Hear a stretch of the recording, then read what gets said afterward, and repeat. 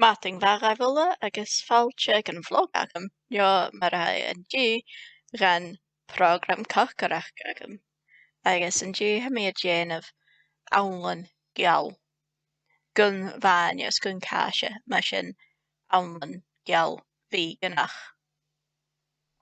Agus an táirteach seo na rutain na dhémas tú agus ha mesclacha de seoirsa chun de bhaine a seaar mar sin seo na hagam seo baine soy agus uachgur glasrachan a uair mí special mar a chana sit mar sin chaneal mé seo clacha gráid agus haicáis de gonna bhí special agus uachga gráchócha agus cha bechóir go tuachga gráchócha clachaig mar an bíú a clachaig blas an láidir mar siampla claching uachga gráchócha nuair a bhís mé déanamh túna móna is gas go bhfuil túna ha blas láidir túna ach an dí ha mí a cocarach calbhráilean chaneal blas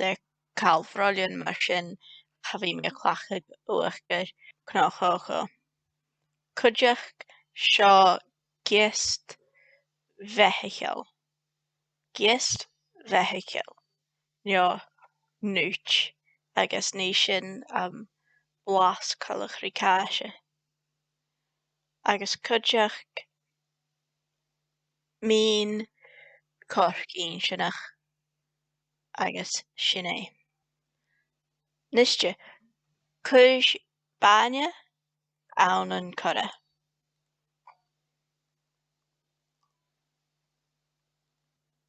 Agus nuair a bhís an uachga baine che nuair a bhís a bruich cuis gist bheithiciil ann.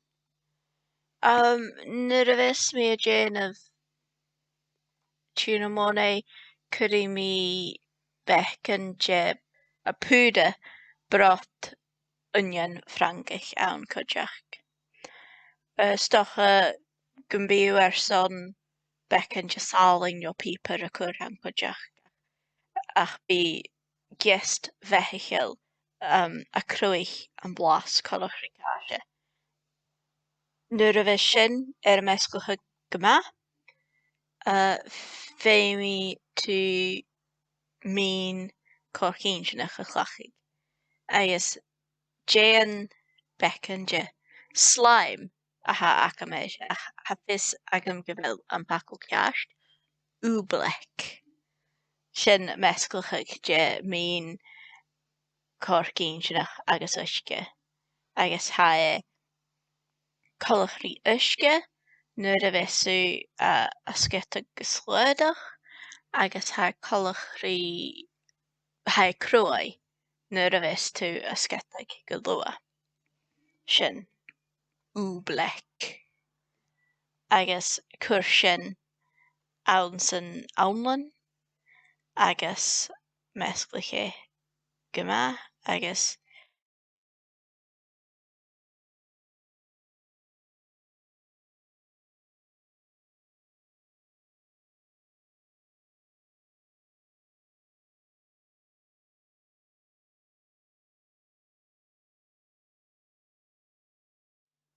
déanamh cínteach go bhfuilú a sciteag dat na húine agus nach bí dat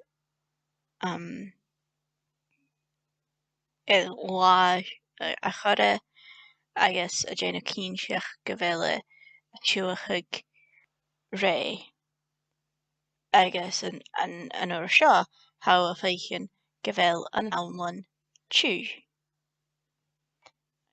sin mar buchóir.